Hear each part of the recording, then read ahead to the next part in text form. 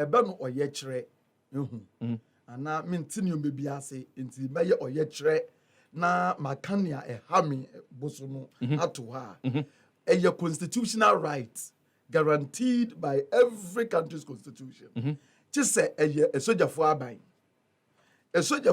pɛ na wɔn ngye demonstration ana oye kyerɛ entomu oye kyerɛ ɛyɛ onipa bia asade sɛ ɔyɛ ɔmamba sɛ bibi wɔ ɔman no mu no sɛ ɛnkɔ yie a otumi ɛka sɛ wei mempene nti mayɛ ɔyɛ kyerɛ na makasa etia mayɛ ɔyɛ kyerɛ na mayɛ nneɛma bi akyerɛ na ɛkwan bebree wɔ so a yɛyɛ ɔyɛ kyerɛ wɔhu nti ade a yɛfrɛ no ɔyɛ kyerɛ deɛ ɛyɛ constitutional right every freedom of speech and expression sɛ ɛkwan a wotumi ɛfa so ɛka nea ɛhaw ana ɛda wo bo so ɛsan so yɛ expression wotumi hyɛ atadeɛ ɛkyerɛ onyam wɔ so placards wofa adeɛ na wakyerɛ no wɔ table so na wodi kyin sɛ saa sɛ yi ebia the president is a thief.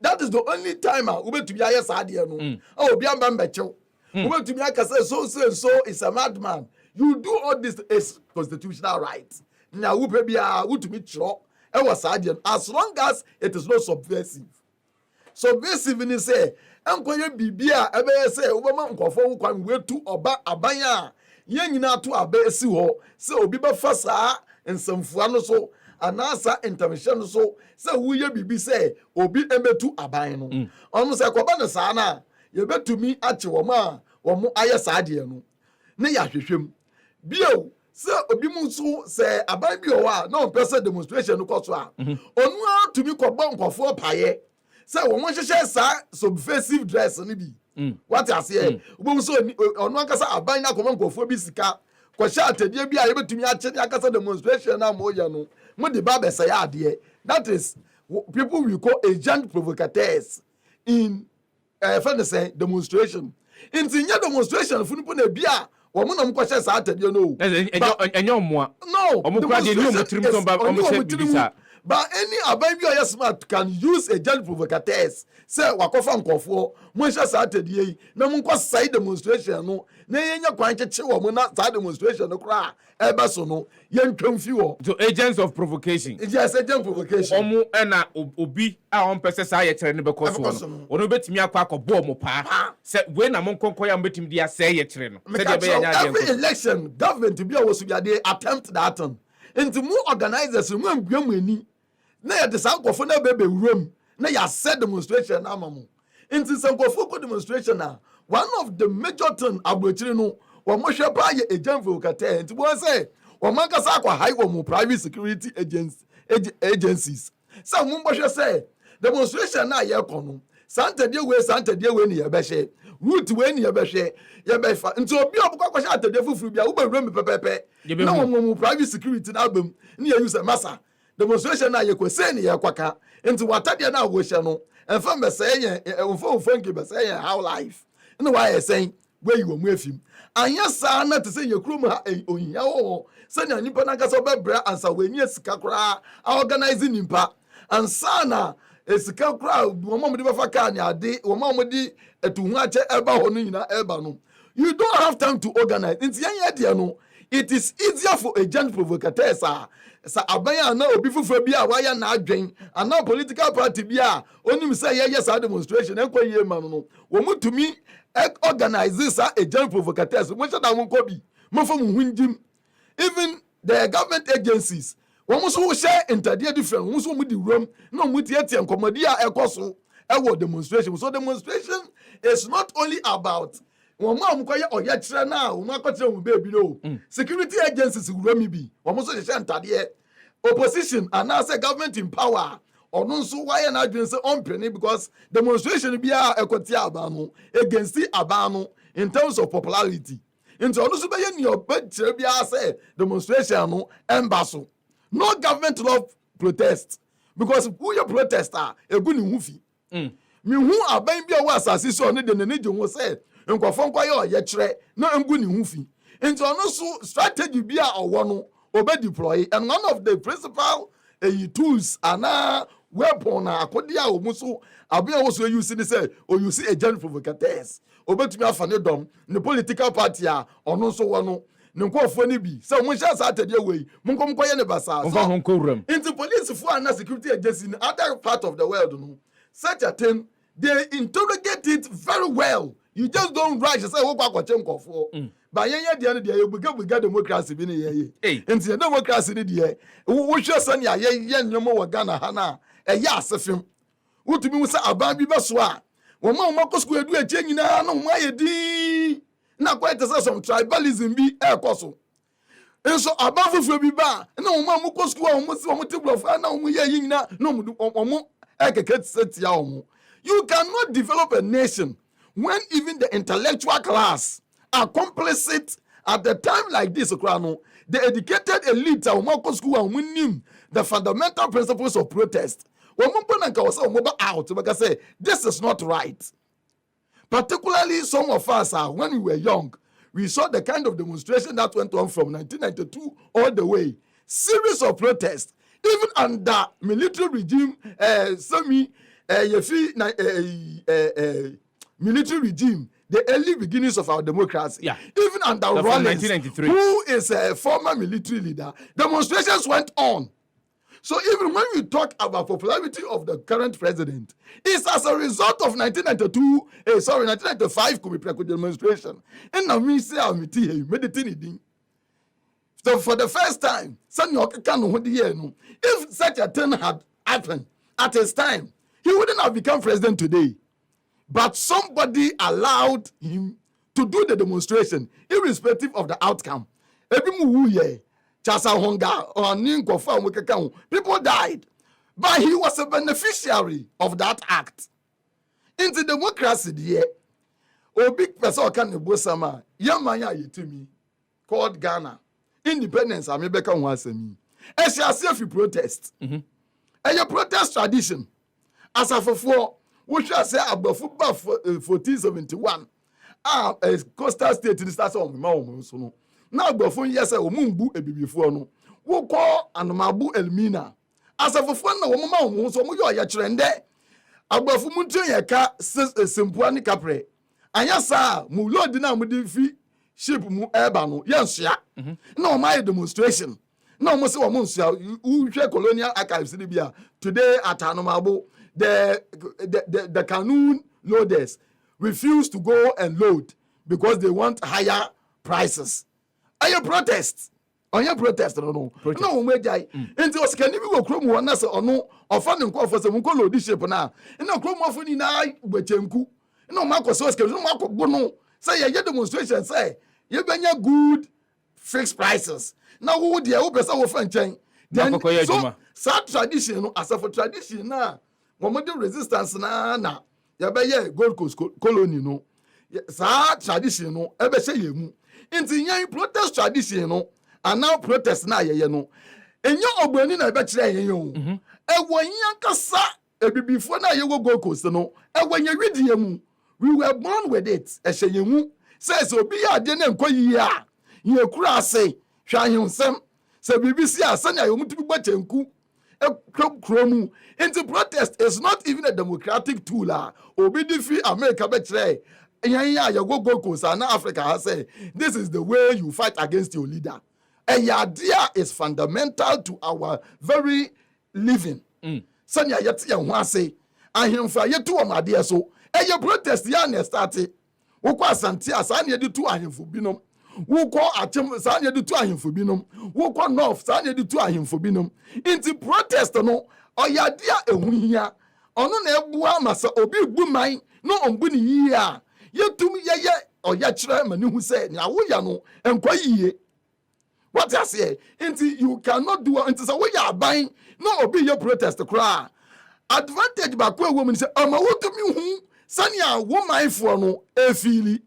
And I knew me Obi wa bia no oye ofi president no krom no ofi obi wa president no osiso no na ni party no wom nti onye bibia obi wo nso onu no odidi film one ne mba ne busuafo nti omo no hwemfa omo ho obi so de onye hwem film on join the political party way on join way nti onu de nia ekoso na ehai na omanu nkwa yie no otepa obi won so ono aban no mpa na asem ono so ne party wo ho nti se nyuma nkwa yie no so onya bi ndi a ono so onom se aban no esiso no ehu ahinti ono so kwa join ni demonstration nti won kwafo a wo yo osie kira nia e benefit wo mo ene nia em benefit wo mo na ni nyina echi no ebe hu behia se onipa bia wo man mu a woju to me se oye kire eyade a eka kabimi kabi amenbo ho oye kire oyade a nyankasa ebibifo no kra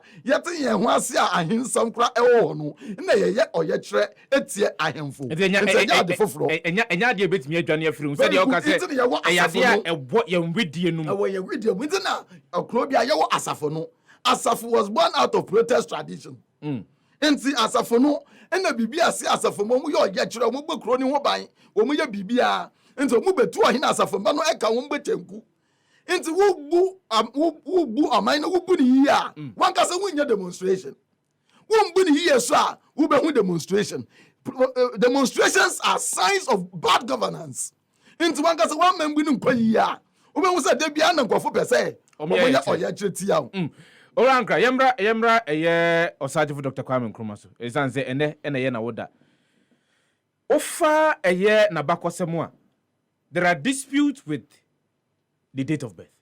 And you know, na say ye eyibiama oba panyin bi wokumase. On kind the date of birth. And so me o kire me in some esi ye. Asamba ko no ka ni me hu ni date of birth. O se that time na we no ma me say ade be chi asa. This is eclipse of the sun. Into me come am so this woman was born somewhere 1945. What you say? Onu ni onim no won san kan no ye wuwo bebi a na se wawofo anko school a ndu bebi a otumi ba no bebi so say oh obi a onu no okọ school no obi a wo ne ba no 2 months na ye wo a wo school wo ba no bebi so say papa na wo ba no ni date ti sen no wa bra ma no say he okwa no say me wo me ba no 2 weeks na sa papa we ne ba dia wo ma no 2 weeks papa na ochi mi so bebe na wo kofi no wa calculate into obi was an no de ni tirimu into okosko a ache ebia na papa na man wrong into later no we say this is the actual data on ankasa san ye saying ye de wo no into say wo hwe nkofa ye wo from 1800s no de be see 1900s to 1930 and because even in the year e we krase bi ebi num date of birth they just guess into enya Nkrumah nkwa don ka yanta onim the date of birth a friend say President Kamu Hastings Banda of Malawi only in the date of birth. Who come Malawi cry because Oba Ghana be a doctor a friend say Kumasi no. He was a doctor in Kumasi. And Niziniya Banda no. Almost of Banda is not even a Malawian because there is a Ghanaian tribe called Banda people. They were using it against him in the Malawi politics. What you say? So, Sanyomano, Obi be leader. People will try to find a whole lot of things. So, Nkrumah at first he didn't know his date, but later on one addition, there is significance of the times. People can just go back, and yet there's nothing strange about that. Yeah, come about Nkrumah, the man himself, the man, free Briar wo no. Yeah, the history no we be say and it's one is only him. Mona madom wasuko. Ni Ghana fo ennim about Nkrumah ne nkwada bremu de keka ho nyina no. Eja nkra kyen ne. Yo nti sane kan Nkrumah no nsem bebre wo no obi oye great leader bia no. Sane ye esi. Sa nsem ye esi Nkrumah na wo ni ni date no kra ewo ni say Nkrumah oye Ghana ni. Maka say oye Gold Coast ni.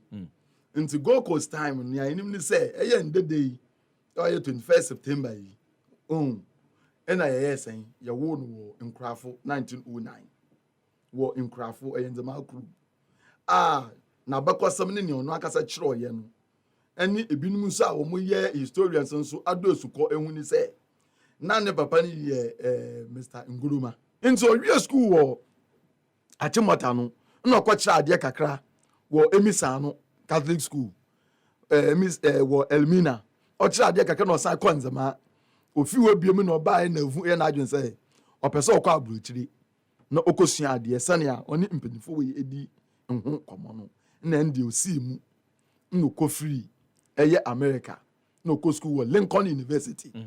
So by 1939 now we enroll at Lincoln University in sociology and economics. No oye wie side you can Nkrumah kita 2 degrees sociology and economics. Oye no all science or person di asofodi. Nti Nkrumah nke kan ko ba yosofo. Oko school of theology. Wa Lincoln wa.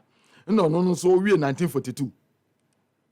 Nti owie no se no onjaija ne ho obeye addition bi aka ho. Nti okogbo na masters at the University of Pennsylvania or the count say if you are no with me in the PhD in America hono na or share that was the time America so na e before so anyone fan hodi wo kwa froka kra ye wo baby abrofo tena na ye wo baby before tena wo kwa ba ko to aduane a ye wo baby abrofo to mo aduane na baby before to mo aduane wo kwa eyi baby akodwonso kra ye wo baby abrofo adwonso na wo baby ebibifo adwonso enti na ebibini mpo de oni animnyam bia wo America kro no mu. That period is called when there's the period of Jim Crow laws. Nje ka Jim Crow a one ni akonkran won se fita agbondu community tuntum ntembra na yemienu ye wombra ye de abrofo owo ma womo na ye wombra ma ebibifo no na embra papa ni nyina ni school papa ni nyina wona abrofo no ewo school a teacher ni mpo ni wo book mpo ni wo na ebibifo no wo. This was the thing Nkrumah ekohu wo America. It is a before the year or yet tre. You find a civil right activism now. And Nkrumah is a woman. No, or share a coin more organize. Some go for winning she. Now, what a buffalo Nkrumah do also see one more cry. Now, send your moke come home. It to be yet or yet tre a come obiti one Monday. I'm yet to be sister and your mamma mono. Nkrumah sees them strategy, no, what we call political organizing. Until you see that. Straight organization from the Americans. And if you not American, you debut because one will be winning voice. Obiambu, winning my dear Obiambu. When the war being saying, baby, I before want to be go hobby. Unfunny dear mount. Sadia work was until 1960 Civil Act and Sunday before we are right to even vote. And go for him before America, from United States of America until 1960s. They cannot even vote, go to school of their choice. This is the system in Nkrumah fi Gold Coast. Odin hu kotum ewa America ho. Nti osuana de wie no ye ososo sanyomani na no de ho share Pan-Africanism. Pan-Africanism ya si James Alfie Trinidad and Tobago. Na Owura Dubua, Dr. Dubua, ono so ya America ni. Nti ode no mbubo sankofo hu nyina nti omo ye Pan-Africanism ye chese ebibifo ankasa ye wenimnyam, ye wenimdie, ye wanyansa yetumi ye bibia saa nneoma no nyina no Nkrumah esuaye mpatumi no nsuo kakra no nsuo kakra ora ankra oya historian wona na wo se ye de no etwetwe nkomo wan ye din komo efa ye the man himself Osagyefo Dr. Kwame Nkrumah ne ho na ya hyase afri bia ye wo no the date of birth ho nsensem entinwahyewa na ewo ho kakra ora ankra akyirikyiri ma kyerɛ sɛ unse sa abre no enya de a na yawofo pinu ano womunim de anazo matimi akɔ school enti no mo hwɛ obi bɛse event ene eye eniema ekoso ewo wo mo mpotamo no mahwɛ na wo mo de determine say bia yewo dase anaze dase ebi won so a ebia na woni obi fufuro bi a wo mo eteben ebia ono ne papa no enimade kakra na ase ne papa nimde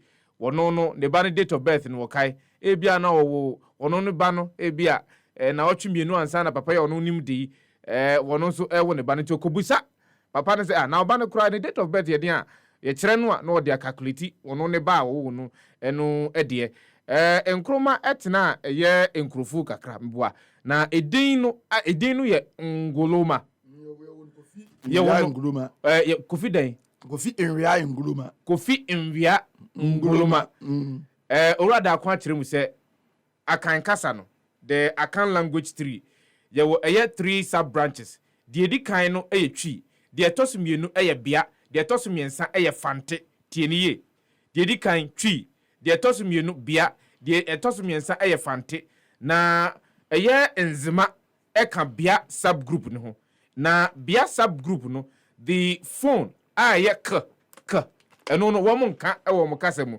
kanu wɔn mu deɛ wɔn yɛ no g enti instead of Nkrumah no wɔn bɛka no ngoloma anwa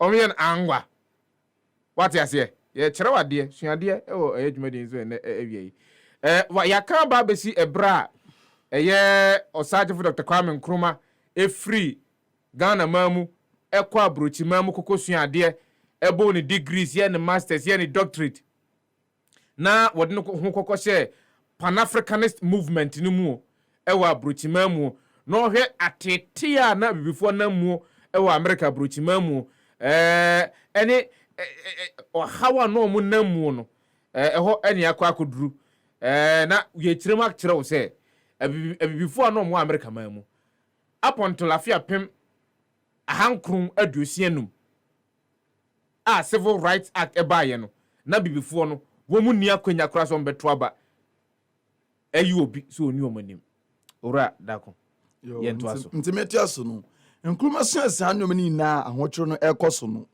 na ofi America sɛ ɔkɔ UK na ɔdu wɔn so obesua ade ni bi aka ho nti ɔkɔ UK no na ɔde no kɔbɔ ku ayate ɔwa yɛ fɛ West African Student Association nya yɛwɔ West Africa nyinaa no yɛ association ɛwɔ hɔ ɛne Pan-Africanist movement a ɛwɔ hɔ no nti wɔn kora akɔ yɛ ade yɛ secretary wɔ hɔ yɛ adwuma na status or yɛ ne PhD wɔ University of London ɔhyɛ aseɛ no ne PhD thesis a na ɔyɛ no ɔkyerɛ sɛ ebibifoɔ so ɛwɔ nyansapɛ nyimdi nyansapɛ a ɛyɛ wɔn a yɛbɛtumi di aboa wiase nyimdi ne nso the ethno history of the primitive mind of the African, that was his thesis as a challenge. That thesis will not, but not the challenge say ye can't yansape a nimdie yansape pa enya agbafun kwa no mo Aristotle no mo wa Hegels wo mo wa Kant ene ne keka ho ani Holmes ne ade na ye bibifo no so ye nananom a wo mo tete wo nkurase wo mo so tumi keka nsam ibu ebe akase a one kasa wodwi ho kwa won tiase te se ye kyerɛkyerɛ wo mu enti Nkrumah decide so be you see your local proverbs no any kasakoa any nimdi kasa kase no se eye ebibifo yeso ye philosophy no no ocho de no supervisor ka kyerɛ no say sasem a wo kayenti bi da yansa de ono ani Aristotle yansa de oni ani Hegels yansa de oni ani Kant enti wasem a wo kayentumi njintum enti so wan so no man fania Aristotle kaye ni Plato kaye ni agwe kaye a wo ya agbofo na hyem de Socrates to Thucydides ne omo makanyina wan for sankofo we ya mbema wo wedwuma na wo ye no eye edwuma hunu na de ba diato ni de yansa ye fa ne yansa etese Socrates ni Aristotle wo ni bi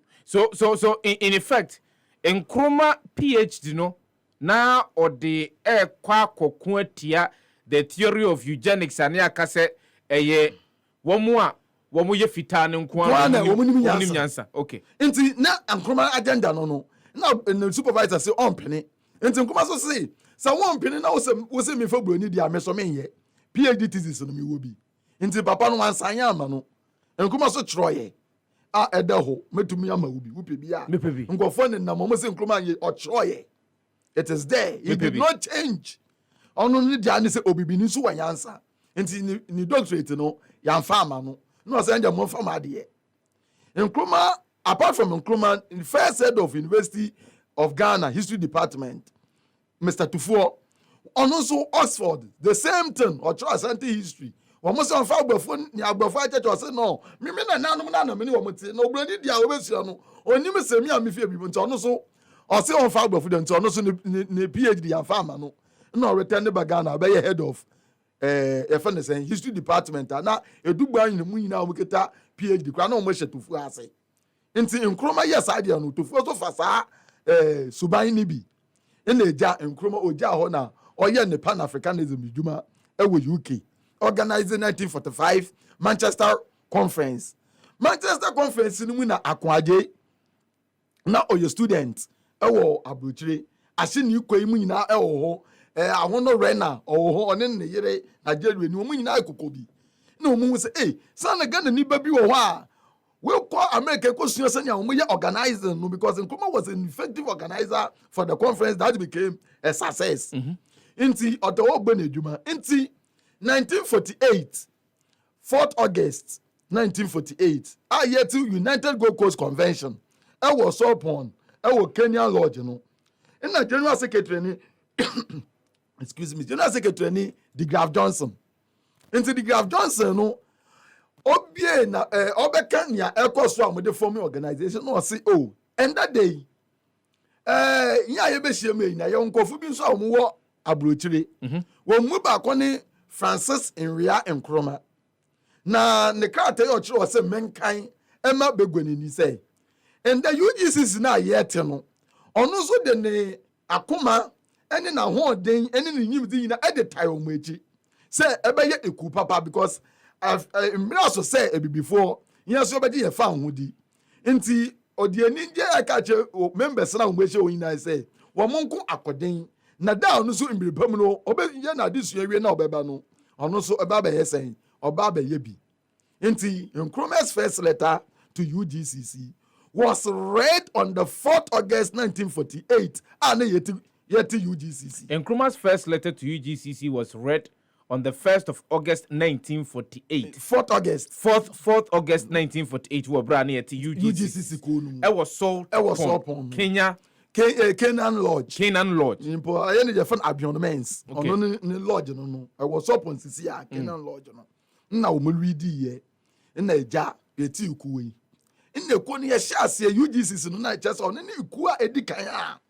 Ona woma ye woma so mo prefa hudi na woma asema woma kaza woma prefa hudi embire kakra mu ye prefa hudi embire kakra mu so in buafo no ye say self government within shortest possible time ye prefa hudi embire kakra mu so gradualist approach inti ewo no na woma start so multiple woma panimfo tete ko ni bi wo bebi kakra na panimfo ni na obi ye lawyer obi ye doctor sankofo yin obi aye na adwuma wo madam fofo so ne abrofo no nti ama ahokeka ye di kwaje famudi no na ani ho we na akwaje say General Secretary the Graf Johnson we a lawyer the law firms all over ukokumasi odi asante ahensam ukotakwa uko baby osan so ye former a leader for the native affairs nti ahensam bi abofo o mafre no nti on to me hwe enye adwuma no na onu the Graf Johnson who say no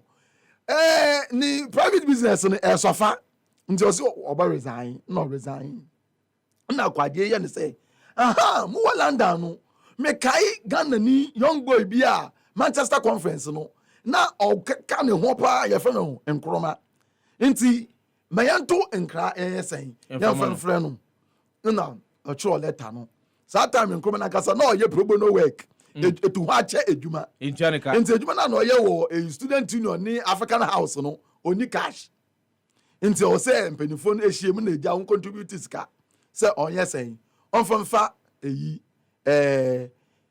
steamer ananka no ship sa na ye fe no famra no mo disika no kra no di first steamer Nkrumah nye first person na why sa de ne bi even your president Yosisu ne papa Edu Akufo-Addo Owie Oxford, Scar, or say, or the first team about Ghana, no any cap Kobompo. Into almost a letter called UK Overseas Student Purpose a fund. In now, all requested for Sika and Sana SS Apapa, Efanaba Gold Coast. There's a record there.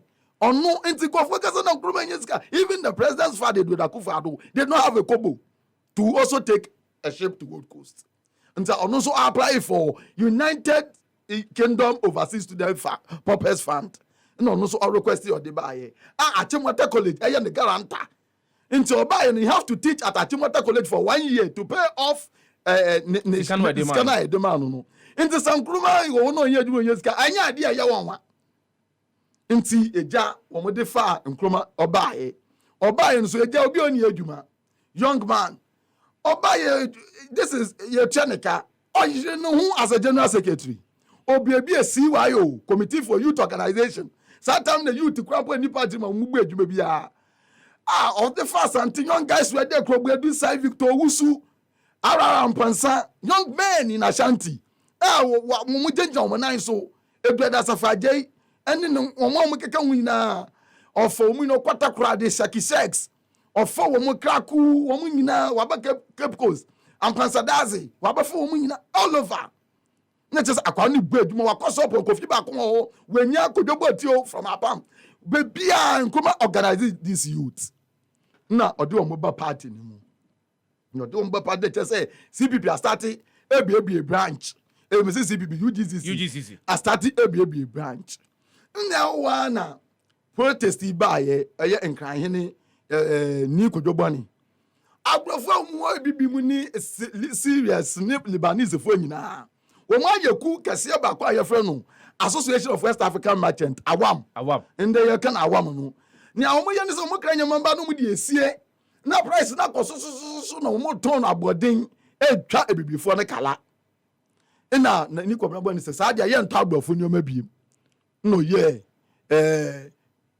positive action na odi kra sɛ boycott no nti yɛ fɛ no boycott yɛn no ɔyɛ saa boycott no na ebibifo nyina sɛ yɛ ntɔ nyoma biem agbafo nyoma start say egu na mo friend so mbeka na UGC se fo so de omu esan agi mu na ade aye ni peaceful no efidie ebeye violent asomdwi mu no efidie abeye akeka ne ade agbafo shops akese ni na ye start say ye wiawie nyoma fi nkofo kono mo break na mo fa nyoma all over kofo dua BC Kumasi USC BC Accra Cape Coast takrade nti sɛ ni ade no bɛyɛ no na fidi ayɛ wɔn wa saa bire no mu nso na yɛ fa ne sɛn veteran association fo no nso a wɔn kɔkɔma abrɔfo no wɔ second world war no wɔn nso ano ɔba abrɔfo no ɛbɔ wɔn nyinaa wɔn ndi so nti wɔn nso ɛyɛ ɔyɛkyerɛ ɔyɛkyerɛ no bi na ase abɛyɛ o a sɛ wɔn kɔ ɛyɛ abankɛse no mu ɛwɔ osu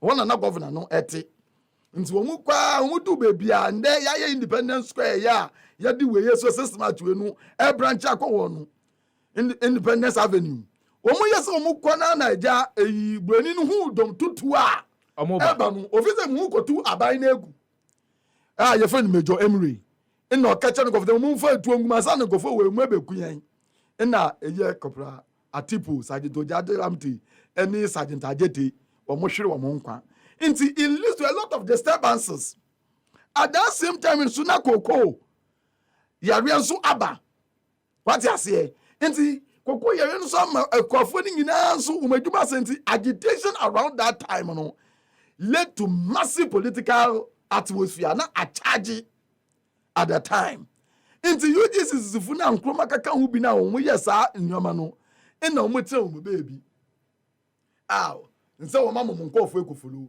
nti nipa baako insia na wo maba mo party side ho a wo dwendwe mo Nkrumah saa wo ma mo big sis no so no o da telamti ofori ata ye fa ne sen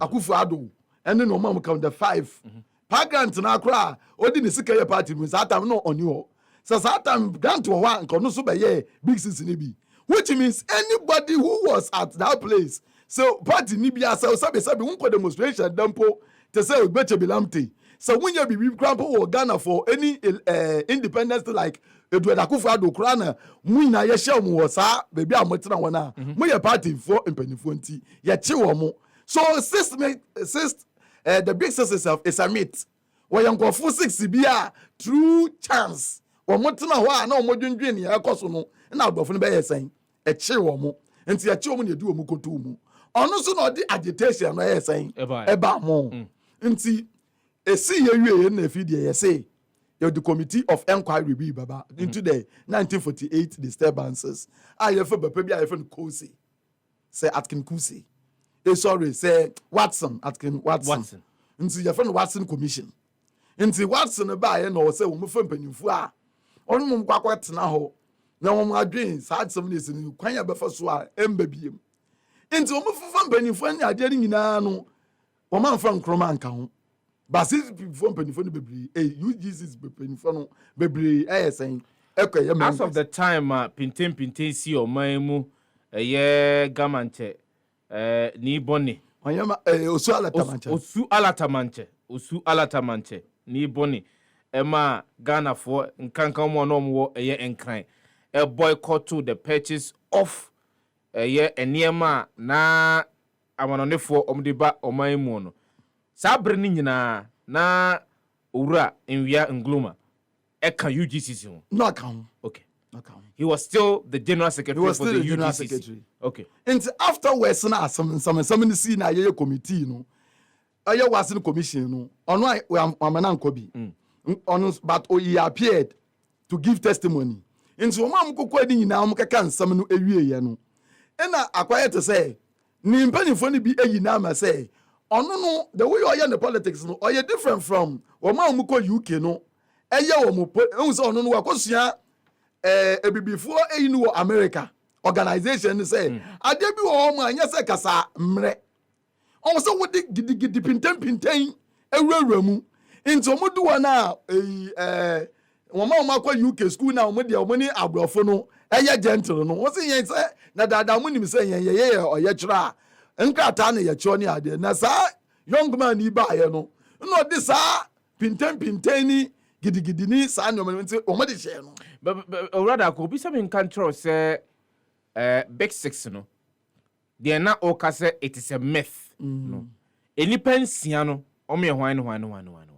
Oh, and say Edward Akufo-Addo. Back on. Pauli. Mienu.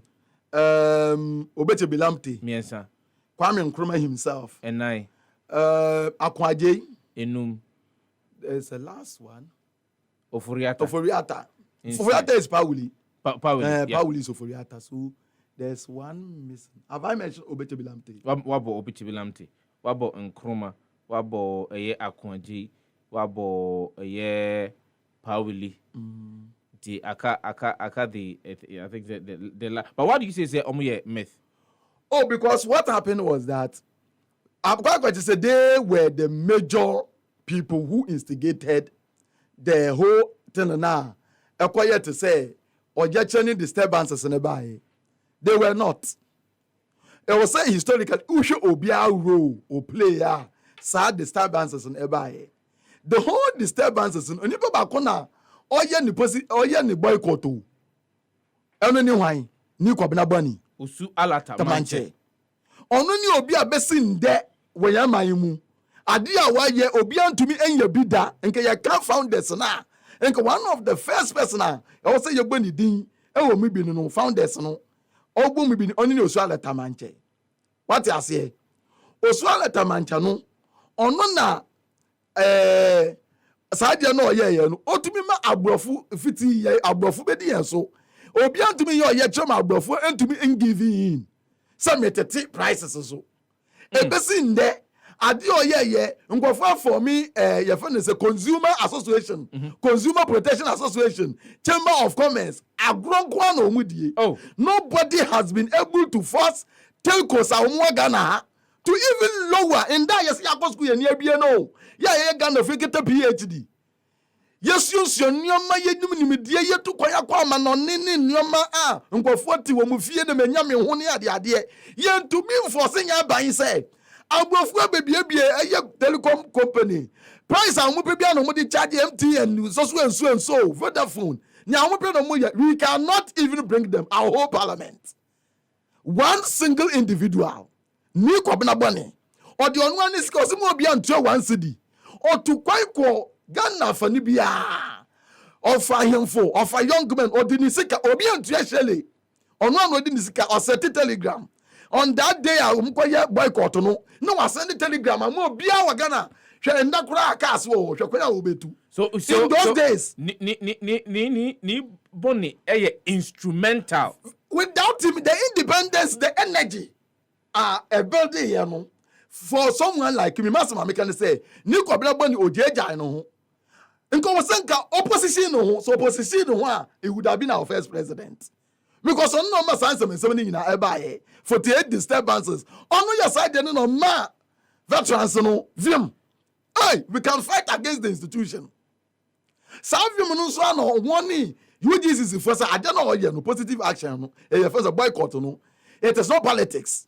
It is for the interest of the Gold Coasters. So many are there. And Nkrumah, as smart as he is, must be before you to know. Edum who room no do room and my money now so him. What I say, So in that demonstration, Nkrumah emerged as the face. Ono not this interwantawano between him and the leadership of the UGCC. The working committee of the UGCC. Into which document Nkrumah appeared, he was being accused of a socialist or a communist or the Numibia Emfata. He did not listen to the working committee. It is also Ntawantawano will be Samiana and Comedy Bufu. And opie ana kobedi say me chidini resign sisia yan young man say see why you phone na ya taweti into kobedi say echi na Nkrumah writing the resignation letter Kobedi say echi what I say and Nkrumah etro on the resignation letter na odikoma omu na say sanya omoya no ncha omoyi no ne ba ko ama no na odifimu. So Dr. Nkrumah was very strategic. Say Osheye ma ni kobna boni. E share that energy na see no. E no ede na ho odin kakra wo ekoko wura mu. Enti eno na ma pinten menteme ho ase eba between ono and the leadership and as a working leadership of the UGC's United Gold Coast Convention. Because the leadership no move for us. No move for dear Dr. Nkrumah no. Because they were not into violence. Now when Wakosu American civil rights organization say I don't know yet brofoka brofu bebre. Say almost say we and no monkofu say you really mean to secure power. So Nkrumah was a radical while they were conservative. What I say? Eye. Na ni ono mempene phone me nu na ehiem. Na eye phone say nya ne ya te enku. Wontumi mba na wonfa mbeye eyi bia. Enti wonso wo ye nipa baako. But what they forgot was that when we youth organization no CYO no Nkrumah is the engine and the heart of it. What I say? Enti Nkrumah so bufu no fi wo no. Na ono so one ne nkofo hwim one ne sword pond. Ensa one yakoti UGCC. Wan ko baby UGCC 40 na year lodge na aya abro for some no. No de call prabia side wo. O de call wo. No ko baby asafofo no egu no. Just say traditional militancy. So you see the symbolically the intentions of Nkrumah. Oduko bebia asafofo no no ko tene de CPP. Oti ni ko CPP wie no so. No fa motor. One ka say ebeka nya no say ono de ope fa nwudie no sisia. Ne akuwa no wo me first o mo see ye prefa nwudie embere kakra. Ono de o say me prefa nwudie sisia. Indeed, that is self-government now. Into I didn't need anybody to say, yes, I shan't cause was such a. Into a big be out in Cromande and be now so. Effis, I was see why you mean now. Effi, see why you now a war. UGCC in Munu, Ebedi in Cromati. Asante young men now, or Marcos Kunquani now. Ebedi CPPH. Probably said you are more bad. Aram pansa the one mobile. Woman sanko for nyina bebe room. What I say? Into a banner sound, not just a CPP. No. We did not go up here. A thing. Now, on the TRC. If you dear, omud to me, a campaign that you could run off. Satam no crampono, none of a maca. The Legislative Council. No. That was the mistake that 1940. 6 Alambans Constitution. Alambans Constitution in 1946. Or the Asante Legislative no eba kanya ho. Into Gold Coast Parliament no. You Gold Coast Colony. And we started from 1874. But Ashanti became part of the Gold Coast Colony in 1900s after the Asantwa War. Yeah. Omuni Nedin territory now. But Yamfo man Gold Coast no say there is a different law for the Ashanti hinterland. Ashanti hinterland constitutes Ashanti region and present day Bono Ahafo regions. in the northern territories in here and there, northwest and northern region, upper east, upper northeast. What I say, into Sana na in Shayano, or more ayano, what I say, into South of 1946, Alabama's constitution, you are say, or the Ashanti hinterland, no, Ebe saying, Ebe can go Coast Legislative Council. So for the first time, Ashanti sent their first members of parliament into the Gold Coast in 1946. So, lawyer Edward Ochalasafaje, ono any IK Ajaman, no mobile first. And Sana, Kuse constitutional reform, now a buy and after the Watson Commission report and about nature say, since I'm just saying, go because if you know, I can't now, you been here independence. And so, far, say Henry Kusi. Say on your constitution, that constitution, now that constitution is to be the blueprint for our independence. Until 1948, in the Kusa constitutional reforms, and they say, or can say, you better about 1951. First, you share a quanya, you did booming. Now, 1954, you say to baby, now you share improvement in quanya efforts with the booming in the form of the British one, which is called the Westminster approach. And your presidential Westminster, they say you like the prime minister with what is called ceremonial president, or the person who rule Ankasa is the prime minister. As for a president, so Akufo-Addo Papa, he was not a ruler. It was a ceremonial. He was just a ceremonial head, like a vice president. So when you read that Akufo-Addo's father was a president, he was just a vice president to Buzia, because they were operating Westminster form of government. Before now, independence, Nimpa no yes a ceremonial president, only the governor of the Gold Coast. What I say? And then you call Canada, Trudeau, Onuna prime minister. He is the leader of government business, the true leader. And you what the governor general, also but the governor general no, we say like a president, but or shall we say because the true leader, of course, I am to Abamanu. In the UK, the current prime minister, Onona Rishi Sunak. Yes, Onona friend is saying the leader of the state with the Queen as the ceremonial head. What I say? Into 1969, 72, Buzia Bedia Diano, Akufo-Addo's father was not the leader. The leader was Buzia. So you cannot say we were selecting leaders. Edward Akufo-Addo count. He was no leader. It is Buzia. Is that explained? That's clear. Very good. That's clear. Inti near kwasi and the Kusa constitutional reform was saying yen somewhere the year match them. The Kusa constitutional reform no ka say yantoaba in 1951 the kind. Na yantoaba in 1954. 54 yes. Na yenhwe ekwan e fa so ye di bu o man. Nti ebedure bia 1954 no ne yehunu. Yehunu ne ayebe. Yehunu de ebe okay. What you say? Nti from 57 going na yetumi age ye fa ahodie because yehu the governance system how it is done. Nti sana Ole Foundation. But before that was fashioned after the Westminster approach. Okay. Nti before we do that Alabama's constitution did injustice to the northern territories. One for one become parliamentary wise. Kusa suggested in his reforms today in 1951 the northern territories must be part of it so that they can also elect their members to be part of the Gold Coast Parliament. However, so, to be part of the Legislative Council at that time. Yes, at that time. In fact, they changed the name to there's a name they called it. MLC, I will remember. There's a name for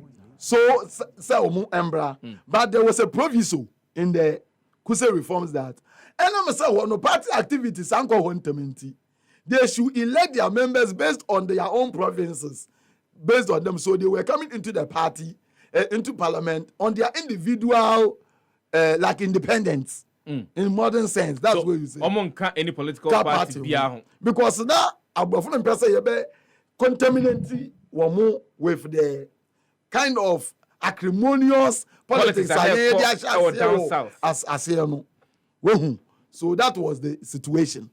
Into 1951, ɛna nkɔfoɔ mpanyinfoɔ ɛtete wɔn party nti party mmiɛnsa ɛna yɛte no 1951 ɛno ne Ghana Democratic Party owura Nanka Bruce ɛda ano ni Nanka Bruce yes Dr. FW Nanka Bruce ɛda ano na ɔno no saa party a mi kɛnyi members ni bi ni Nneɛma Olenu yɛfɛ no sɛ Kofi Edumu Abosman ɛne nkanfoɔ mpanimfoɔ no nyinaa no, it was basically Mighty Accra Party.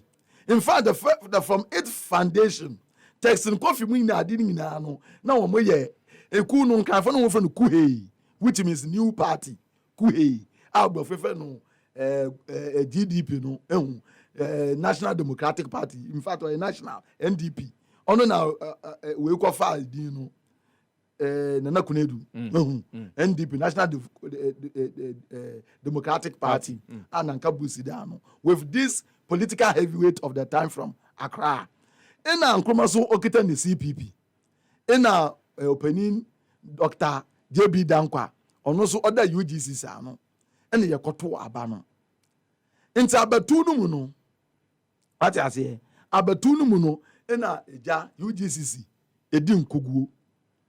UGCC ekonu edi nkuguo na NDP so di nkuguo na CPP enwini ye the three parties no ye can National Democratic Party, United Gold Coast Convention and Convention People's Party no in the 1951 elections about to course so afiapem ahankronia dunum ba ko no the Convention People's Party CPP ene di nkunim okay odi nkunim no set per Kuses constitutional reform party obedi nkunim no leader no ono na be prime minister okay nti CPP edi nkunim dia na Nkrumah na was oyesen oye prime minister Nkrumah na nkasa so stand as a member of parliament at Ashedu Keteke today called Odododio constituency the one was standing winning hands down in the election. He was the highest person who received the highest vote across the country. No winning against Dr. Thomas Horton Mills, lawyer Thomas Horton Mills. No, the Ura, I should or the winning or I should look at the no, they call Mrashebu, leader of government business. And see, or your leader from 51 to 54 in that election, Dr. K. Ebuzia, or Lucy election, no. That time, no, we Lucy election now. Obi to me, Kase, Memian call me the music in the Bema. Okay. Into Dr. Isaac Burton Asafueje, the first Ashanti medical doctor. No, see, on Kobi, into Buzia and Beji, the seat, no, no, into Buzia Kran, the first timer, Odira Parliament, no, it was by loan. Into there was a parliamentary debate, Kobe, do say, Buzia Piazza Kobe, this a cry, a couple of Ukron to Minka. Kobe, this and nickname near Fen Mook. Now, Kobe, this say, it is not shocking that people who came to this house through the back door will even call me this name. What I say, or Piache, or Yakutia, or Piache, a Buzia Crown. Where we need now about parliamentary back. And now, obey now. Now, Lucy, now, UGC Lucy, you know. And you will yak a siama at the Tamantaba, UGC in Tim. Into party with Timmy and Sa. Buzia attended here. And the Ghanaian independence or from the party, no Ghana Congress Party. And now, Obeche belongs to 1954. 1954, the party or the friend Ghana Congress Party. And now, Obeche belongs to Sotenedi, your friend the Ghana National Party, GNP. And now, Ora, Kubi and Sekwe, on also feel like a side, now, or your doctor one crying. On also Tenedi, your friend Ghana Action Party. Some of me saying now, move UGCC. So UGCC has been spread. It has spread. But see people, they know it and so. Some brand Munsana, your friend is saying, you know, Munsa, I was a for name Muslim, some more Ghana, you know, almost almost to my party, a large Baba, Balogunia di Omaka, Ladi, Babala Lami, woman in the artist party. Now your friend, Muslim Association Party, MAP. Almost almost here. And a Bernie be so Ghana, also Ghana Soil Party, some party be, and also say, no provide free corned beef and sardine to students. ɔno nso bɔ sɛ ɔde ɛnyɛ ɔgbani a yɛwo no Ghana nti ɔyɛ Gold Coast ni nti ɔno nso te ne party free sardine and beef yes corn beef na ina wasafo so PKK Kwedu ɔno nso te party for the Wasa Youth Association ina awonafo so ɔmo te ɔmo party awona youth party a no nso ɛwɔ hɔ a Apalu na Modesto Apalu ɔda ano ina it was very interesting election sanko ɔmo tete sanko nyina in the 1954 elections no party sign na echo nti mi hwɛ sagboni a meka na asɛm party UGCC ayɛ mmiɛnsa Ghana Action Party, Ghana National Party, Ghana Congress Party ayɛ 4 ansa na awono 5 Apalu ansa na PKK Kwedu 6 Wasa group no 6 wɔn na wɔn stand sa election plus CPP me ba become be 7 na wɔn go contest sa election no na CPP ɛsan win biem CPP winning 1951 1954 elections. Very good. In sa election no in Abuzia Owini for the first time in his own volution from 54 no or the leader of the opposition or parliament or what I say but JB Dankwa lost the Begro seat Olusi sa Begro seat no Edema your friend is saying Eronoforiata on one kasa Ninia no Olusi man to JB Dankwa anko 54 parliament no ebi what you say nti na they have lost the nkofo ekuku dam akase bebre na Lucy sa elections no nti eba no sa no na Nkrumah di ade a nti 56 you have to do the other election na 56 election became very important ego asam kase bi esi here because we are going into independence. But Ashanti got scared. Ashanti got scared because of the issue of me na me wo ɔman no agyapadeɛ no nyinaa cocoa any gold any nneɛma no nyinaa nti sɛ yɛbɛkɔ akɔyɛ independence na me asante hene ne me dɔm yɛba abɛhyɛ obi ase a saa nneɛma ne ntɔboa ne nneɛma a yɛgyegye no nyinaa no me deɛ ɛwɔ me sɛ ne sɛn me fa a woman anything. How are we going to do? It was a legitimate question for a leader like Asante and his people to ask. We share territory ni bia, woman ni she. In the media no mbefa kwesi wa na say anything. What you say? Ono na ekofa ye fa ne saying the issue enam so amoti equal to say NLM. The National Liberation Movement. Because that time in Kumalu to cocoa prices, would you ya, would the question of mining? And Ashanti were demanding for their own. What you say? And see, that time in UGCC, their friends say, with their party, Obeja Bilam te party, I mean, your friends say, Kumia Sekwe party, and California, Nija, Womuna.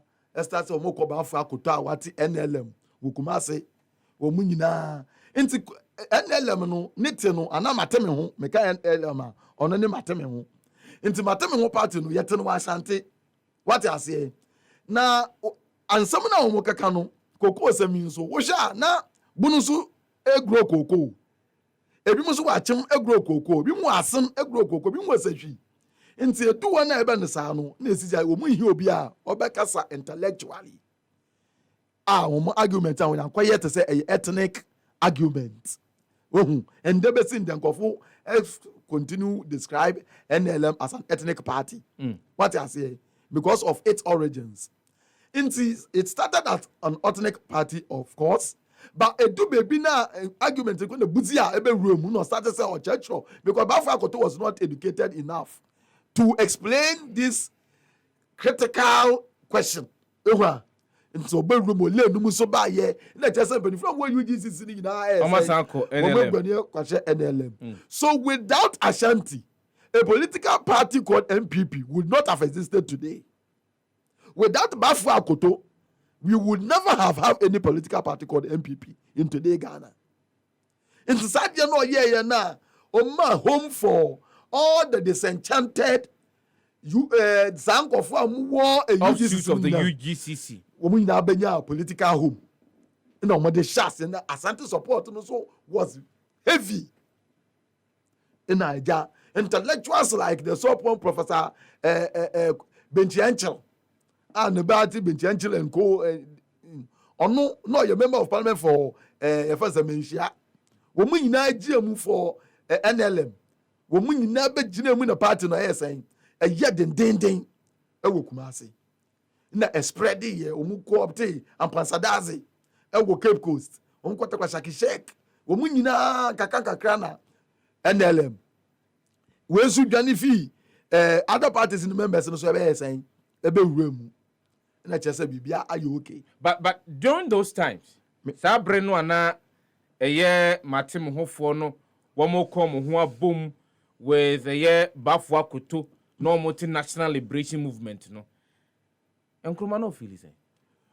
Oh, in fact, around that time, Nkrumah had grown to be so powerful because the working class, ordinary man on the streets, the Nkwankwa youth now more. Obia identify with Nkrumah at that time. I didn't try. Now, because of everybody wants independence. Obia, what should Obia say? Want to be young we? A young would be sent to Nkrumah. He sent independence here to South Africa. Cause South Africa, question. One man we are South Africans, no. Nobody cry about mo. Your education as a sepani na eji fi say go to Zimbabwe. All the fertile lands, Abrafo Nigeria. Say Nkrumah, say yes, I independent. Abrafo will take everything and would have been slave in our country. People don't know that intellectual analysis. Whoa. Into a moment can you say additional and queen ni mama omo na omode omo adwen e kire kekese ke yende Abrafo no. Obroni even up till today. Look at the world global economic system. Who ti we dey bia ukobobosia. Nanka obehwe o so dey anka gan dey wewu. You see that then? So they don't understand the global systems, global world political system, world politics system, the issues of economics and so on. And so what I do say, South Africa. South Africa has been developed for the white population, not the black population. That is what it is. There's no political settlement there. All the big companies there are for the white people. South Africans now, when internet say bibi because South Africa, na say oye pepepe na krom for no person mo because on what the krom come de no. Inti agbafo no wo yo na wo ye bibi na wo ba oni say wunye sika na wo di ko krom. Na South Africa India wo mo person obeya yiye. O say oye yiye a oni broni no be challenge wo ni krom. Santi ina wo ba wona wo ba ji kakra na ano agbafo no impropro wa na ye German so onde no. Once who fi Ghana, who fi Nigeria, and no about the first hour need uncle did the into no beko. On any need the phobia in South Africa because this political settlement question was not done. What I say, I'm going book long small. Into the book long. A boy me situated conversation here because if you musu edgy in chimse senka or certificate of Dr. Kwame Nkrumah. Emma Quenya me any Abrafo no tena ya. And at least the infrastructure development and I say industrial development that ye hunu e be to South Africa no nke bia ye be hunu bi wa esan say o hwa former gudi ahodo a ye wo ene eye asase so edwapade bebira ye wo no ka Abrafo no betimi de adidwuma amampuntuo kakra abatemamufo Abraham. That's the argument of ye ebinimu a omusi adenti ena osaje for to Kwame Nkrumah pamo Abrafo mo ko ye say ye komu one yenya environment no Abrafo nkompe so mbetena ha be sa ade no ye were tropical environment no temperate. South Africa, East Africa we temperate. Weather no te sa Abrafo weather into south side na mkatira wo no colonium the estate Abrafo de mo so mo betena wankasa edi wo mo so ahwe mo so te sankoa sasanya na ebibifo no so for America no. That was the principle. Yenye de na eba ye no eye indirect rule ni ade because no na entontom no ekumu wo mo nti weda no na enye ma wo mo tu egudie ni infoso omunye wo mo nyina no etu bebi no na hwe na mo hwe so Abrafo no mo gbaka. You see, they were getting bankrupt wo mo gbaka in the few wo man kasa wo musika na wo mo awie fi yan ho no efi de ye nya mfoso fi yan ho nti wo mo akofo sa asika no bi na e be wure ye mu na mo say no the whole essence of colonialism is capitalism. Say wo be hwe obi so na we di ne so eye kwan ya wo fo so kire say wo wotumi wanya wo ho na say wanya ho no wo hwe obi so wo gbaka na wo sika na wanya no wo kofa ya be hwe dia na kire say ahwe na wo gbaka ho no nti wo say wo mo fa ho di nti ade ba ko so na so mo ye fa ho di ni say na wo man kasa wo gbaka o ye jamba papa ni nyina wo ma awie ko timba ni nyina wo ma fa ko wo ko Liverpool wo mo port sisi a timba na ye tutwa ni nyina egu hyenso ase nde ono mo di ye nkondwa ni no mo di fi abrochi bra yen no a wo ni bi enua no a ombefa free hade call ye no omo di egu nsu ase omo noya na ye din no mo save for hundreds of years ono no mo yi fi the downport of Liverpool no mo di ye ndua mo toma ada abrofo no mo di ye ndua wo di ko nda wo fi wo se wo pe antique wo pe we fi London ne ade no ye wa wo ndua na mo be fa colonization from 1800s no and then aba ho mfa so no what I say Orankra yembra Nkrumah so all of these times na wo di wo pese wo beje fa hodi e ama oman Ghana no na ne nkita hodi a woni ada African state no edi net say me medu ama osisi a into 56 no so ye koto aba no wo hu ye to aba na some kra ba woni say ye be ko unitary state na say ye be ko federal state. Unitary state no ya mame ana wo ma mutie ni say krowa ye nyina ye kire omanpanyin ye wo capital ba ko a sika ni ye bibia no eba central government a odi ye bibia in the Yako federal state now, when the state is composed of semi-autonomous state with one central government, into what Nigeria say ya, in Kasante, Sika Omubeji Tibiano, Ayomodie, no media improvement, Coco Dio, into Okwa Nigeria, Oyo state governance, they are richer sometimes than the national. Into Delta State, when we independence anniversary of Delta State, they voted about 70 billion, which is far more than Ghana could get, Ghana as a state, because that state is richer. Now, there will be a person be a president. One who could do a Delta state governor, because all you're in one area. International Asante for a penny system. Federalism. Obia, one cassette do with Sika. Or mine who were Japaja, that's our district, that's our region. One day, didn't fancy Mukrum. I want to buy not central government. I say, the federal government. I bet me by keep one central federal reserve and so on. And Nana, on Nana, Asante for no epe. And then come so Piata say, you should Ghana is yen to me, and yes, I dear no. Yes, sir. A facopa now, who wage a padianina, a benya bibia, and Cafana, who wore a cinema, our moon near the padia. Wama mu mpona no a mu ne ajapadia bia wo mo bechi wo mo enti ye nyina ye yo mamuko enti ye mbom na bibia ye begege no ye nsom na ye wi anya nyina ye fa nyansa kwai bi so ne ye nchema nsum obia so okay enti sa argument na beto ho na ye de koto aba no na ye to aba no dodo na age unitary government in team. Don't do not be to me because now I'm not any of the Pani Ashanti. California, dear, woman nation to support Nkrumah. So it is something you need not to think anyway. What I say, and now the election. Until by 57, the independence became reality. And Nkrumah won the 56th election. So he was declared the first president after Libya. So that is how Nkrumah won the independence. And then also some of the political issues, and I'm explaining Amao. Now, you are looking at its Pan-Africanism and other things. It comes about the contribution of Nkrumah. And I will do it quickly. Contributions of Nkrumah to Ghana's development, and then his weakness.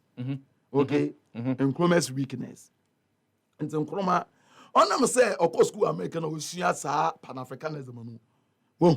Odu baby really no invited the chief Pan-Africanist George Padmore. No invited Dubois.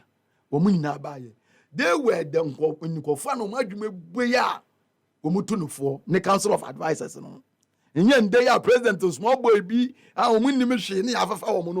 in those days, thinkers, heavyweight thinkers, well read. Now can you lace the boot of Du Bois or Padmore? Today you can't have a fraction of it. No leader who will you mention even around Akufo-Addo today? None. These were heavyweights from across the world. The financial advisor, Captain Jackson. Say Captain Jackson. Now you may be the whole world or you're industrialist. Or the nebaye. And then you Obotunu for one economics. The renowned Nobel Peace winner of economics, Atta Louise. The whole world you can economics. You may dear world school some. And in one year, Juma, the whole world, young now, if I question to our best, or the best, only Atta Louise. Only a cofano. Say, Nkrumah fan, so on an advisor of Trinidad and Tobago, or Bebetina Ghana, or Tunefo. Nkrumah started very well. Okita Sanko for we. Into from 52, 51, you elected now 52, I shall say, no, yeah. 5-year development plan. From 1952 to 1957. First thing, Agbafuna industry be amayen. So Nkrumah entered into a policy of industrialization. Now, what about industrialization? At the end, now, what do we hear energy? We hear energy. On the Nakosombo issue, no. Now, Agbafuna has feasibility studies. But they did not move forward to do the Nakosombo Dam. So Nkrumah put in money of the Kaiser. Osuma Komla Abulibodema, or Koi negotiate yet. So majority of money now you go for a year almost Nkrumah discount. Me, politically, I am aligned with UP tradition. But as a scholar, you have to be very objective. And so objective, I catch them. So Nkrumah, no. What I have read, I maybe when you say, Sasikani na Agbafuni Jaya no. Agbafuna fanye bibi papa amagana. Agbafu omo kola komo one factory krampo. Omo enja Gold Coast. Did your mom and say they were extracting the raw materials. As a factory gather, there is a that. In the sound of a moon criticizing Nkrumah, they have to read. In the papai or this kind of room, you know, when says industry best at the you need human power, manpower. In the this kind of room or starting so secondary school. In the Ghana and cafes school be and it started Ghana something to be a young Nkrumah see. Or secondary schools, no, between that period, what is called import substitution economy into toothpick. When you had the house, yakra, corn beef, on your house, yakra, I won't know for cattle yana. What I say, tomato, tin tomatoes, on your dear okra, tomatoes, okwa commandant, a boo, a GoPro. Wahoo. It's San Yomani na ye be here jute se kokoya ye kre ni ekoto jute wa ya won yo so no car tie ade ekoto abonso ties rubber enya na. And so Nkrumah sat down no say bibia ye tofi abroni wa yan kase betumi ya atari ya hye no obeye wa Ghana into one by one 45 industries in Nkrumah established. 45 industries. That's between 1951 to 1957. To 1957. Edebe 66 are you to at the end so 44 industries. And they are there. Look at Osi Tama Eyefen saying Takrady Harbor. It's early Tama because Takrady was a natural port. You get it? Nkrumah Tama. We have the Tama port. You have a friend saying road transportation. He was there. Road back on your basin there. It has outlasted all the roads, sir. Yeah, fit in the time. Is that not it? No, roads Accra Kumasi Road for the first time. No, yeah. Water roads or your Adomi Bridge. On one way, Sogakope Bridge. He did this thing all the way to Bogoso. You get the point? He did all this infrastructure. The same man of you universities, you know, no, yeah, KNUST, Kwame Nkrumah University of Science and Technology, also no or expanded Legon infrastructure, no, Sani Payaso, and or Cape Coast University, or we polytechnics, Look at the hospital. KNU, a friend is saying, Confanochi, I am Nkrumah see here. Oh, no, if you Quanta. So many. The man was everywhere. Factories, yeah, and then go for the dimia, Toa, we did dimia, Diana, one a year. And so, and then because of Nkwalana Yabanin Sia DNT, they are damaging this man. I was part of that propaganda. And until I learned to this level, you can show me Facebook former writings. I was always attacking Nkrumah. People will even be shocked I'm speaking this way. It is only education that opened our eyes to the facts. What I say. And to worship a pada. Oh, yes, I know many now, no, who say, I didn't put yet 3 hours, and there, what for mobile phone, Uber Kwame Nkrumah. Things are a best in Nimpa Echo Nkrumah home. The whole Africa. Penibia knew Uncle for a Sianese Nkrumah. Abofo Sia Nkrumah saying, woman penny for Numpo. They don't even understand him. When Monsieur Nkrumah, even in science, that no book not conscientism, they use Einstein's formula of EMC2 to study that the man was thinking scientifically in terms of development about the conscience. He's an enigma. That is why he was elected the African of the Century by the BBC. What I say? Into Papa no, nana dunu don. When you die, go baby. Into oye no me bebre addition into ono so no de nimpa human dignity, Pan-Africanism. Say, don't be ashamed of your color. So when you wanyansa, wonso wanyansa. We ye bibinia engu when you say we ye tuntum. Wonso when you die we wanyansa. Into Nkrumah elevated the dignity of the black man. What I say, Ubibini, across the world. On internet, funny African Americans, no, Sagana for Nkrumah Nimitia, the whole way. So Nkrumah is not a Gold Coaster, Nkrumah is not a Ghanaian, Nkrumah is a global figure. Your president will be on do stage, you know. Nkrumah was above that. Ozi, your president. Your president will be on do stage, you know. That is why when he went to the period of the Cold War, no, I say we look neither east nor west. We just look forward. We are non-aligned. Non-aligned. So he's a strategic leader. So he did a whole lot of good.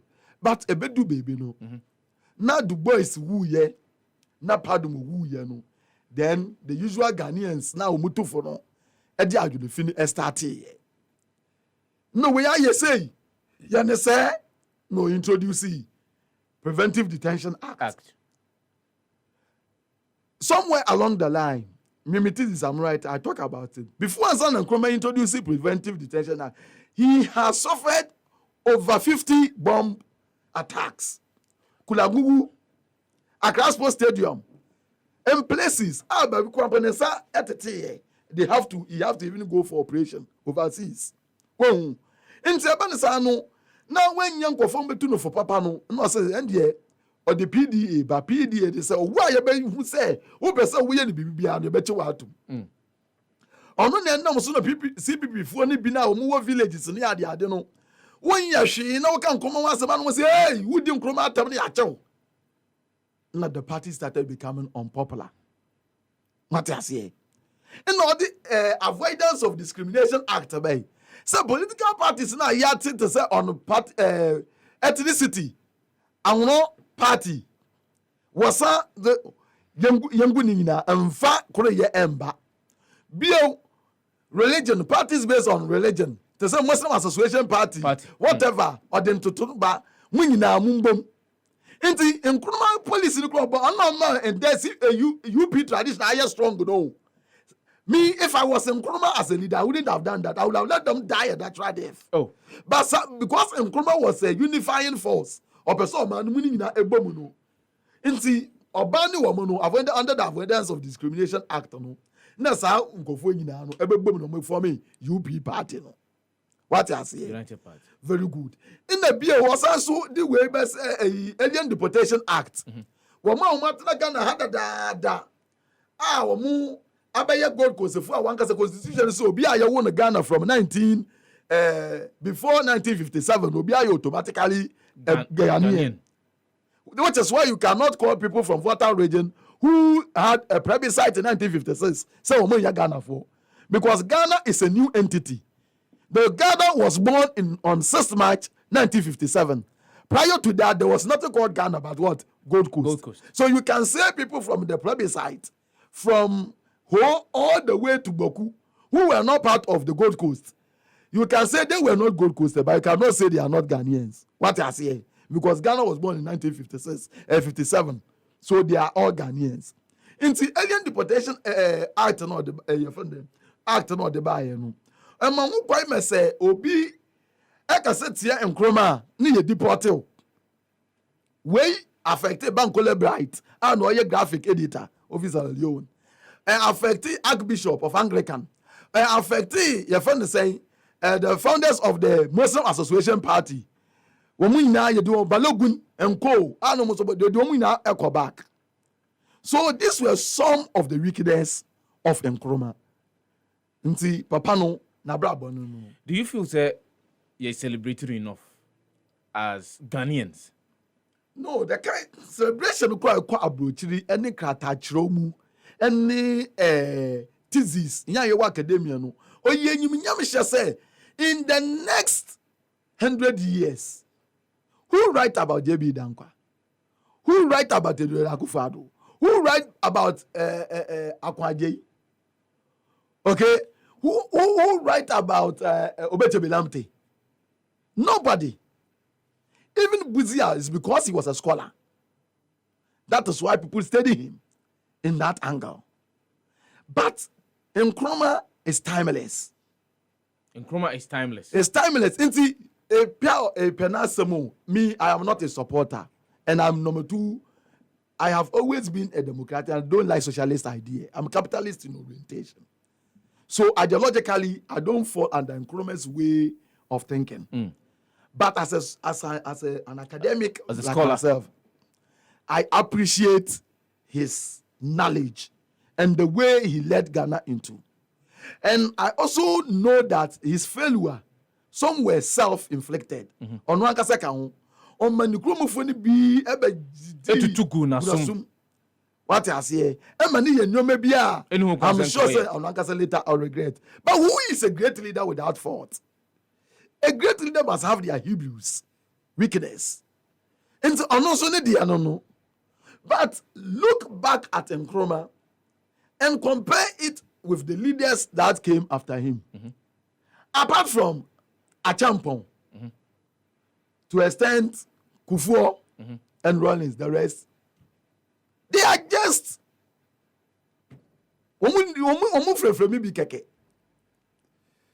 after Nkrumah, Achampong is the greatest leader we have ever had. After Nkrumah, I'm telling you, he was a military leader. But who should your Achampong? Yeah, my God. And so you know. So what on my a yana yan cano correct. How can we Kwame ne befa so a osade for Dr. Kwame Nkrumah ne nim dia no wo efa kwan ye befa so akyekero man ayo man mo man na diye ne nsam wo kruchi gu ho e won krata mu ne nwoma mu no ai na egusu gu ho a ebinum nya akwanya na o mafa na o makan bie no kwan ba ne befa so ebetimi afa ne tirimupu ni nyina na ye de didwuma e wo yen yemre mu me da sepa sa ebisasam ya obisam no enya Nkrumah nko ye leaders na omo bua me ye fa hodi no na wo mo nye selfish minkumedi fo JB Dankwa ni sika ni bibio ye onya ye nyina ode bua Ghana man ode ye newspapers ode the party the bia no okoma the downtrodden mama omudefum what I say wo share even Obeche Belam temuni ade ni nyina na omu interest ya ne say Ghana no benya ne de ben ne fa hodi ne yakwanya nim the same thing na Nkrumah te into wo hwe wo despite their differences into tema na wo mu no wo mu nyina na omu do oman no so oman no enkwa nanim na yemu na yesi akiri aba ye after Nkrumah no yen na adwene no enso if you say adwene no enso yes if you say enimiyansa capitalism into de bia me nkomedi oni nua in the once at the party, ya to abaye wini no, on the party for in the bedi, Nkrumah time scholarship. It was for everybody. Once I what being with me answer. Now when you be a cocoa scholarship the Bama. And then woman papa muti cocoa, woman your scholarship be. Politicians are woman Bob Brabian Bois or Mino, woman Amuko radio true editing penny for them. Emma party leaders no anyone call out now or most social media no. Our money machine no or money SSR scholarship on the mouth. Our Muko from for Swabia, but uncle for no say, woman in you dear Poti, or Moko crowd more returning. In Nkrumah's time, those were the people who returned and managed. Intuition and now, so Sublibi, Kwabia Sante, and the Sampany for at that time, they returned back home and contributed. Just as Azukra, winning in for they went to learn and they came back. And the young boys, no, because on one casano, you media you do say, or man who don't know, on say, on the political parties in the Buano, no, when you or qua on the number, Wababe Fano. What I say? Inti ye bibia upside down. Say abai na edu ono. Broni bi no church can say gathers development and politics. It is every 4 years. It is our turn to chop. I can give you the very awesome paper. Say in Ghana development and politics, every 4 years election is nothing but our turn to chop. So they don't develop. At everywhere, a juma bi wa we are president we are. I don't call it a job. We are president. Would you meet and for betia revenue? Ebeba. Intikal kwa. Or so we are when you she. What's the school die? When you she. Some infrastructure when you she. After all, people pay their taxes. What's your mouth? So what will you do with it? It's also with the school die. Also we say chrome. Also we bibia. Na nyeka so we president and say, when you media, we be your police ya. Enti ejuma ebeba. What is the ultimate aim of governance? The ultimate aim of governance in democracy is the happiness of the people. Amanya ye yeni nyina se bia yin se nkofo akomebeto omuyem. Wo ba. Wo to be at your school fees ma wo ba no. Mo to be ko school. School no so ko because school papa anko na school ndi ase. School no so be ko be teacher papa manacha na ade a on fairly from the nursery. I want to be ko nanim. Ono na chese wo bu man o to me fi sa school ni mu of your school must be secondary school, so secondary school necessary addition din bua na there must be technical institutions ebetumi swallow no ma no so abaye better with technical skills obi o wa anya buklon no oye creative oye technical into osa institution you provide what I say oye university what is the link between industry and the universities wo kwa brochira companies akasia no mo ba universities they come and recruit young guys mo hwe mo ba mo gbade no into wa wo ba school no na company bi ayesen and recruit dada. That is the system. This way yenye won yakuro ma ha ni aye nyuma ne sa na ba ya sorry na mu radio station for no mo na mo ya west oh na what is the one boy and na mo di unnecessary political fight na NDC ka say na nkofo aba mo ba kasa na woman so woman go school and do a bidanka woman nyimidie bi asua no woman so sorry politics. It is a game. Woman yesa na nkofo hu wo maji enti the part to me no or rotate wo mu enso woman ya bibi papa bia ema oman no ono na ende ye gina say what go school kura no nyimidie wanda Ghana wo kakasa kura party anka no nka oya disuafo ende woni made kura pa na wa ba ye ya fa say endangered species because nya wo mo pia ni say ye ba wini election ni yetumi awia dodo na mo awia ene wo adafofo wo mebusuafo etumi akipi no mo pia tra say yes scandal ende so obi be di president kwa anya ne ye be tra say wo na obi di president sana ye adisua no ekwekodu ye mbu oman saa ubu omanya obi oton ade wadwam wodwe no ho obi oyo oticheni wodwe no ho osojeni wodwe no ho wodwe omamuni nyina ho na sikana gwenya no wutumi ama obi a kakran na wadwen say endega na ye wo ha enye in the next 20 years meniso ade huni into democracy is not a prerequisite for development. Democracy is not a prerequisite for development. Democracy is not a prerequisite for yes, development. Yes, the fact that you have democracy doesn't mean you will get development. Kabima minka bi entrese impuntu ebeba. Anase kabima minka bi entrese chinchina. I was said the impuntu ni okay. And so we were bad leaders are, you will produce bad development results, irrespective of which governor. It's what we call Singapore, any South Korea. They became successful under military leaders. General Park, South Korea. Lee Kuan Yew, Singapore. They were all military leaders, but again, you say, you go training in world, IT, technology, industry.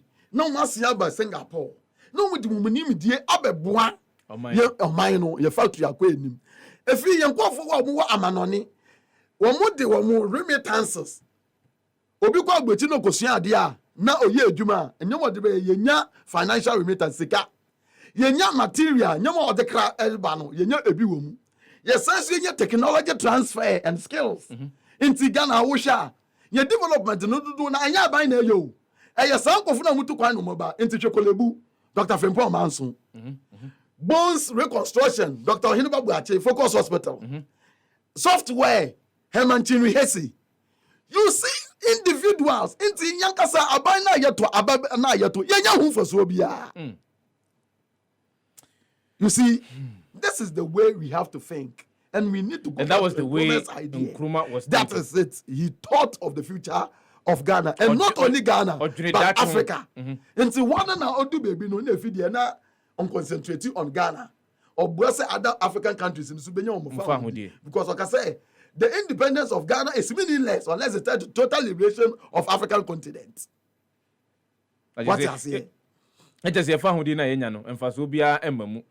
Ewo bra yen nuanom omo wo eye continent iso. Omo so ehye enkwasomase. Because on we who be America. And who said it? And so, person, be bia one year a bibimu continent no mu, and a be mind biamuno, or so be a general fan with the a few cosibroni.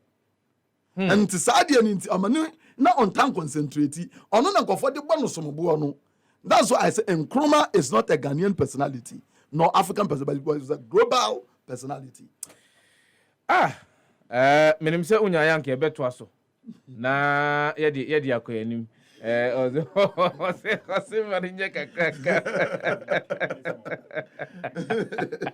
90.9 FM no so kuso no pa ho we announce phone line.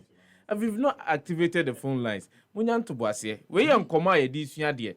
We yan koma, obo be frɛ. Adisua ye sua from about 2:30 bepem eye no nan aboyi. Apa ho yi. Obi mfa mu hwe o. Obi fra oba be politics. Partisan politics. Sane de akire omo. You see, mama ntimu bio. Sane de akire omo Ghana. Say, enti me charge we university.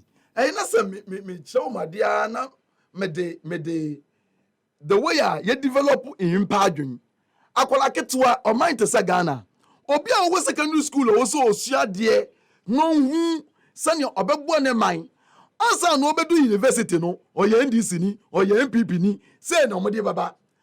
Enti which idea krana or the excess garbage the fifie enti oya analysis hwe nan say obi si oya lawyer kasa a carpenter.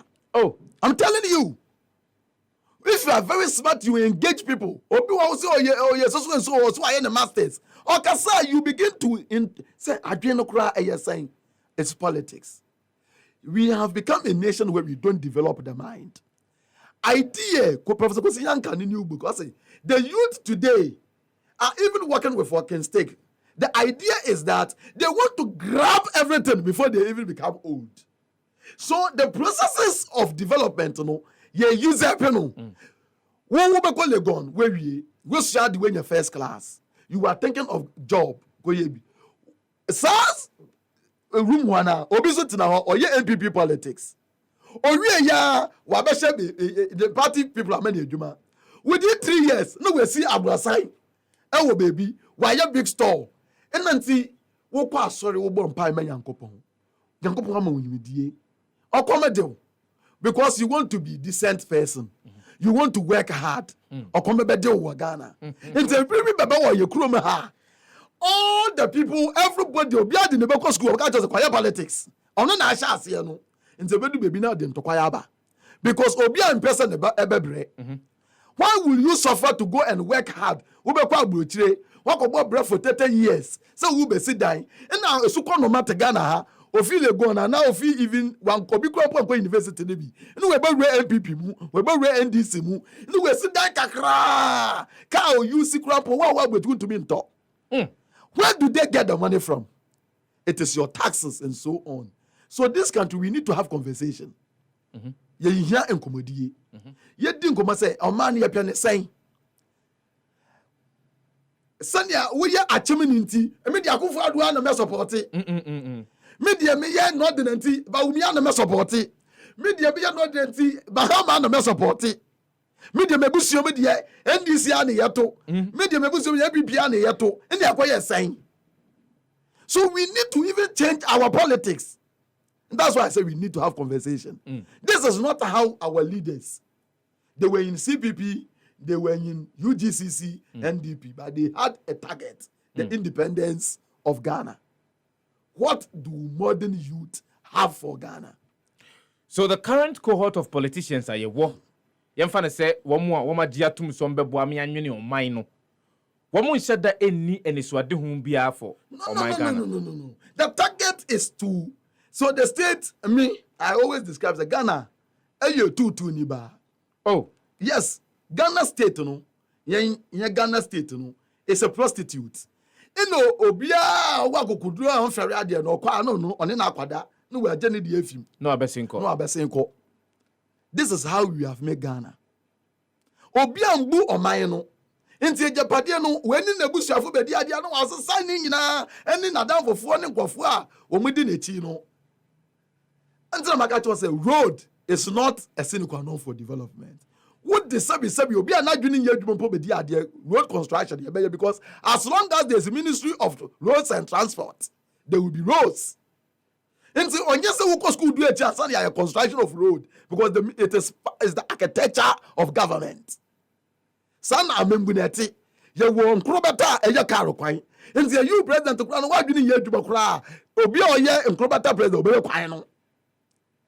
Sansu na ebe na jobi baye na nia woni medi obetumi won say eh o say yanka say refinery na oyeri a yetu yan fon kwa abrochi Nkrumah had that science even when we don't have oil yeni oil no Nkrumah yet oil refinery yeni oil ya yeni oil refinery asai ma ndi de kwa abrochi wan kasa wadwini ye adwuma na wo baka je woni mi nyansa sen ye mpanimfo a wo mo baaye fire. Are you getting the point? So our people, look at Nico Blabani. Our food companies, he brought them onto their knees. Say before you and Tom Onyama. Monteso into that. He asked for almost 15%. He ended up getting 25%. Who were Consumer Protection Association, Chamber of Wine. All of them. Woman to me ni Utelco say, Monte, had the understanding of Fobre. Oh, you call the criminal Nicolas. You cannot do it. You have your members of parliament. No more what now. You discover show Botoba. My MTN alone, Skakra Ghana government don't have. Whose school did you go? And we don't have correct leaders. Even members of parliament. Obia Beticheska anyway. I was kid in 1992. The caliber of people in parliament. My God. NDC majority leader, J.H. Usa Champon from Sunyani. Excellent leader. Speaker of Parliament, D.F. Annan. You have minority leader, J.H. Mensah. Now, so when we hear debate, oh God, even under Rollins, between 1996 to Kufuor's era, that was the golden era of the Fourth Republic, where we had all the most sensible, highly intelligent people. And now, who say, yes, Ghana, you kweyenim. If you are a oh my God. Party chairman, you put no bro for to me, can you see your fact? Who do baby? How can can you rule a country with people who cannot basic construction? Before it's not that, but people must be able. Now, how do you put it into blueprint for people to learn? Mm-hmm. See, we are going down and down as a country. You have a selfish thing. It cut across on the political spectrum. And you're one party pair. And we need a new generation of thinkers. And yes, I think I say party from you. Parties in most of you to be say. Ubumaya or so woof and you may for. And yan your obragio. Or be better to be a professor. I tried you will go. And so, I deal bit mokwala. Edenadjun Ayan or San Yao. There is a difference between theory and practicals. Me catch you playing. Now me yesterday be with my professor Dr. Kojo Pokoedu on Ekosikeya Yedi. Some say West Africa person di Eko. Yeah. What can I say Newton? So we study Same border, Aflao border, and the Lubo. This is what we find out. What in Aflao border? No man's land or Eba. Who to me, ye Ghana City. Eto Eba. Na ya sasa usikenu wa naira. Naira no who to me the to if I say brodo. And ya sasa we say famu. Are they not engaging in eco? So within that small area. Three countries. Three currencies. Operate. Was Seme border. Was Flower border. Was Lubo. And go for Mrs. School down. I'm about to do a minimum exchange rate, you know.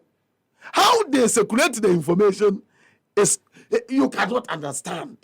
And before Munko school, I don't know who says Sana, we naira. Say na wo Ghana City mu. Say na wo was sefamu. Mutumi you see Sikano into Obio Yedmo was our no so or was sefa or naira or city. Oh, the Toby Biasa yeti. And so if you have border, Uber for Okrom, would you naira some of the time say for city brand some at the amount. Walk across there, who do Kodovia copy, our flower side. So we see the hey for we Ibrahim, for safe Abraham. Who not tell you some border, who is over side, also we a safe, your friend is saying, a naira. We cannot think. We have economists world over, they cannot even bring us to trade ordinary people on the streets. In the border, they are doing it. So the knowledge is not how far you go to school sometimes. People who bring practical ideas and then the intellectuals will use it to solve problems.